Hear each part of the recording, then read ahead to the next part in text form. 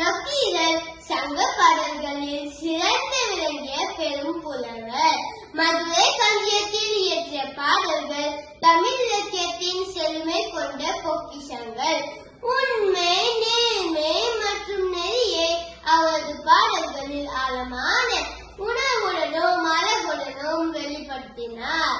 இவர் தமிழின் நெறிமுறை, ஒழுக்க மற்றும் சமூக வாழ்வில் அவரது பாடல்களில் ஒளிர்கின்றன. நக்கீரர் புலவர்களின் பாடல் திறமைகளை வளர்த்தார். சங்க பாடல்கள் திணைகளின் விதிப்படி சிறப்பாக அமைந்தன.